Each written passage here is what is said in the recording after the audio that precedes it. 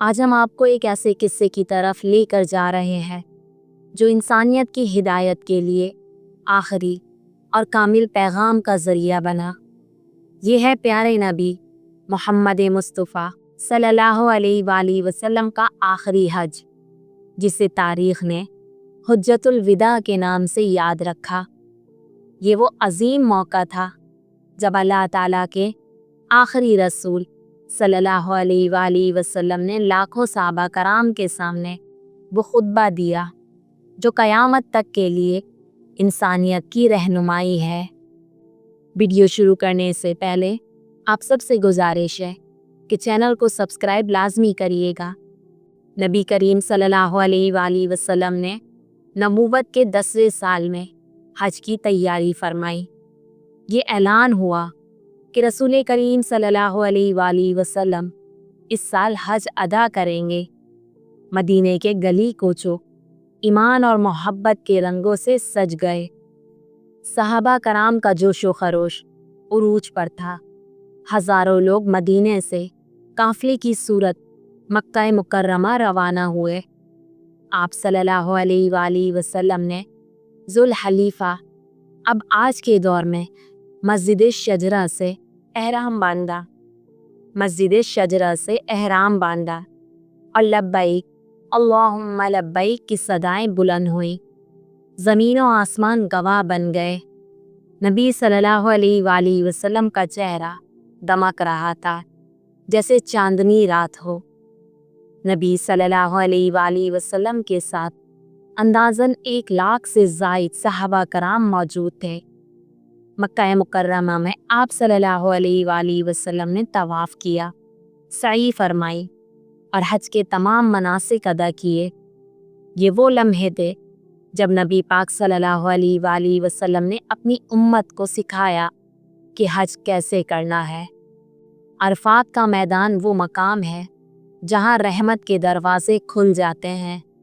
نبی اکرم صلی اللہ علیہ وآلہ وسلم نے 9 ذوالحجہ کو جبل رحمت پر وقوف فرمایا۔ پھر ایسا منظر تاریخ نے نہ پہلے دیکھا نہ بعد میں کبھی دیکھے گا۔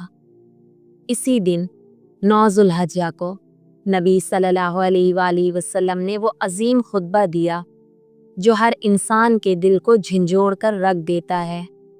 آپ صلی اللہ علیہ وآلہ وسلم نے فرمایا، اے لوگو، میری بات غور سے سنو، شاید میں اس کے بعد تمہارے درمیان نہ رہوں۔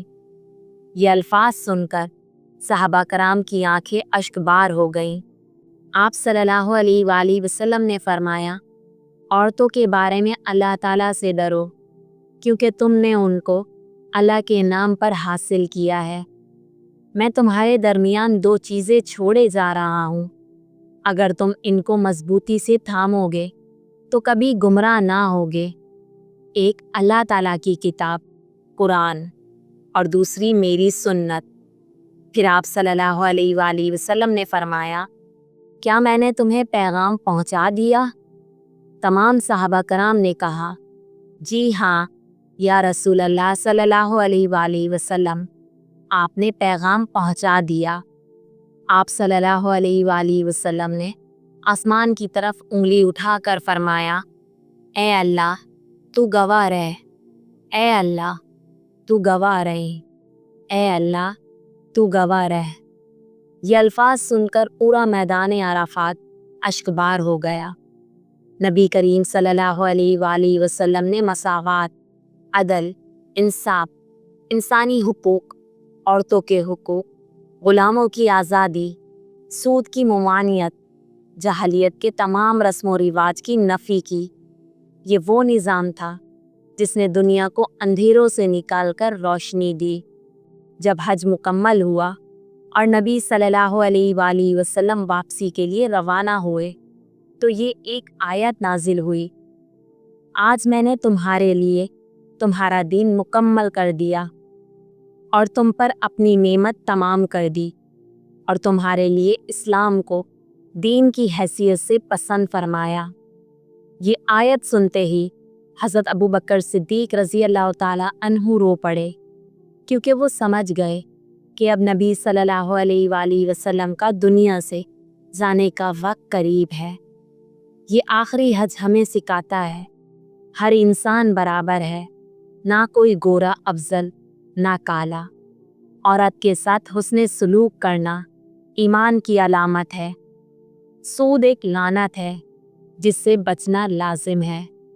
दीन इस्लाम मुकम्मल हो चुका है, अब इसमें कोई कमी या ज़्यादती नहीं हो सकती।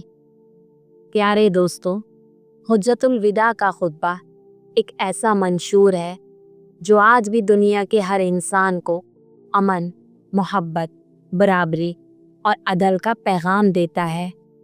आज हमें ज़रूरत है कि हम इस पैगाम को ज़िंदगी का हिस्सा बनाएं, नबी सल्लल्लाहु अलैहि वसल्लम की सुन्नत पर अमल करें और कुरान को थाम लें। अल्लाह ताला हमें हुज्जतुल विदा के पैगाम को समझने, अपनाने और दूसरों तक पहुंचाने की तौफीक अता फरमाए। आमीन।